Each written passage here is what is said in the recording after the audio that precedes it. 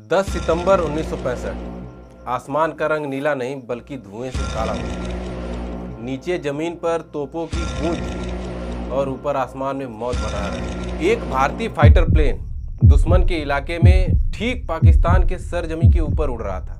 उसका mission Pakistani artillery को तबाह करना था। लेकिन तभी एक जोरदार धमाका होता है। प्लेन के पिछले हिस्से में आग लग जाती है। कॉकपिट के अंदर चेतावनी वाली लाल बत्तियां जलने लगती हैं। सब कुछ धुंधला हो जाता है। पायलट के पास सोचने के लिए कुछ ही सेकंड थे। नीचे मौत इंतजार कर रही थी और प्लेन के अंदर भी मौत बैठी थी। उसने बटन दबाया और एक झटके के साथ वो जलते हुए प्लेन से बाहर निकल गया। लेकिन ये राहत की सांस नहीं थी, ये तो बस एक नई मुसीबत की शुरुआत थी। क्योंकि वो जहाँ गिरा था वह भारत नहीं था, वह पाकिस्तान था। और नीचे दुश्मन की फौज राइफलें तानकर उसके नीचे आने का इंतजार कर रही थी। क्या एक निहत्था पायलट दुश्मन की पूरी फौज को चकमा देकर मौत के मुंह से वापस आ पाएगा? आज की कहानी भारतीय वायुसेना के उस जांबाज की है जिसने नामुमकिन को मुमकिन कर दिया।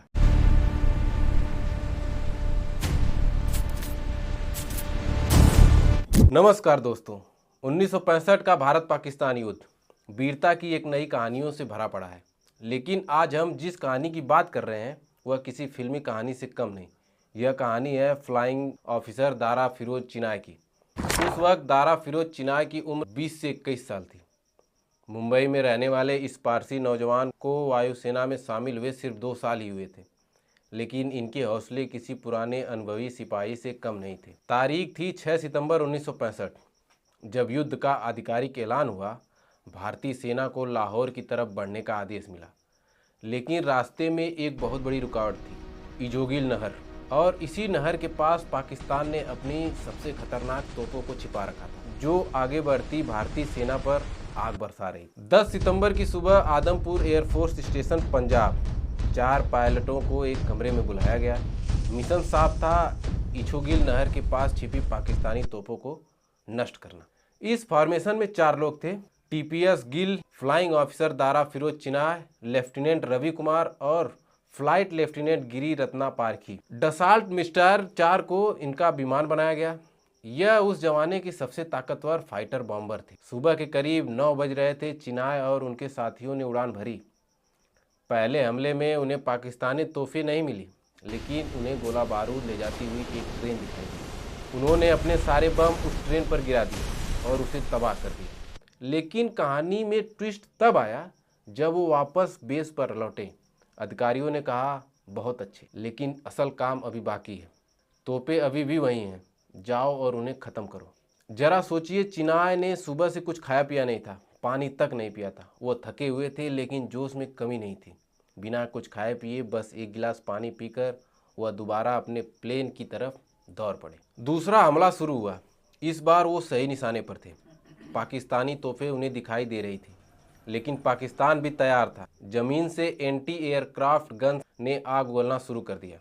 दारा चिनाय अपने प्लेन को नीचे ले जा रहे थे, तभी उन्हें एक जोरदार झटका महसूस हुआ। चिनाय ने अपनी किताब एस्केप फ्रॉम पाकिस्तान में लिखा है, मुझे लगा जैसे कि किसी खच्चर ने मुझे पीछे से लात मारी हो। इंजन में आग लग चुकी थी, कॉकपिट में धुआं भर गया था। चिनाय ने रेडियो पर आखिरी संदेश भेजा, मुझे गोली लगी है, इंजन बंद हो गया है। और फिर उन्होंने इंजेक्शन हैंडल खींच दिया। हवा में पैराशूट खुलते ही उन्हें नीचे से गोलियों की आवाज़ें आने लगी। साए साए करती गोलियां उनके पास से गुजर रही थी। यह जिनेवा कन्वेंशन के खिलाफ था, लेकिन जंग में नियम कौन मानता है। जैसे तैसे वो ज़मीन पर एक पाकिस्तान के गन्ने के खेत में गिरे। गिरते ही उन्हें आवाज़ सुनाई दी, मारो मारो, उसे पकड़ो। पाकिस्तानी सैनिक और गाँव वाले उनकी तरफ दौड़ रहे थे। चिनाय के पास 2 रास्ते थे, या तो वो सरेंडर कर दें या फिर भागें। उन्होंने भागना चुना। गन्ने के खेत घने थे, उनकी हाइट अच्छी खासी थी, जिसने उन्हें छिपने में मदद दी। यहाँ चिनाय ने गजब का दिमाग लगाया। उन्हें पता था कि पाकिस्तानी सोचेंगे कि ये भारतीय पायलट सीधे पूर्व यानी भारत की तरफ भागेंगे। इसलिए उन्होंने उल्टा किया। वे पहले पश्चिम की तरफ भागे और फिर उत्तर की तरफ मुड़ गए। इस चाल ने दुश्मनों को चकमा दे दिया। अब शुरू हुआ असल इम्तिहान। दिन भर की थकान, ऊपर से भयंकर प्यास। चिनाय ने अपने सारे दस्तावेज और नक्शे ज़मीन में गाड़ दिए, ताकि पकड़े जाने पर दुश्मन को कोई भी जानकारी न मिले।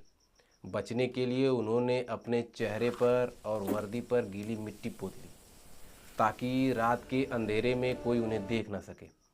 अब वो एक फाइटर पायलट नहीं बल्कि कीचड़ से सना एक सादा इंसान लग रहे थे।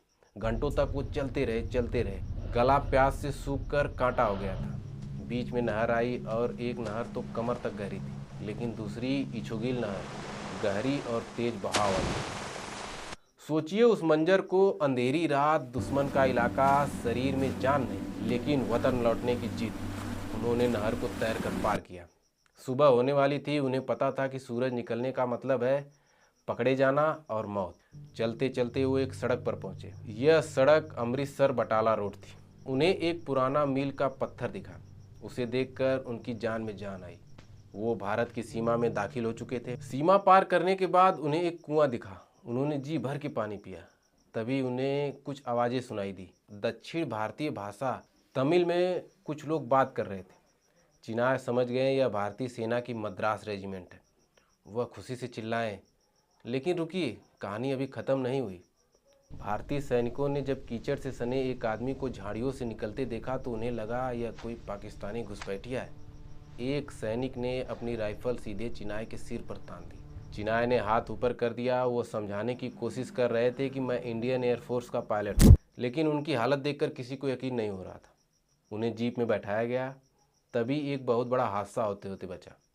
जीप के झटके से एक सैनिक की राइफल से गलती से गोली चल गई। वो गोली चिनाय के सिर के सिर्फ 1 इंच की दूरी से गुजरी। जरा सोचिए, पाकिस्तान की सैकड़ों गोलियों से बचने के बाद अपने ही देश के एक एक्सीडेंट में उनकी जान जा सकती थी। आखिरकार उन्हें एक मेजर के पास ले जाया गया।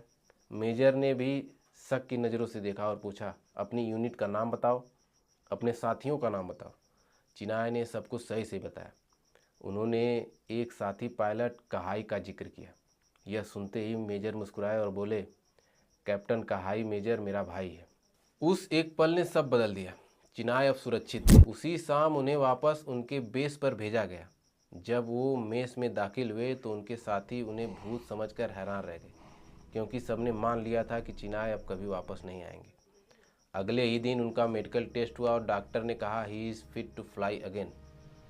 और जानते हैं, युद्ध खत्म होने से पहले चिनाय ने फिर से उड़ान भरी। इस अदम्य साहस और सूझबूझ के लिए उन्हें बाद में विशिष्ट सेवा मेडल से सम्मानित किया गया।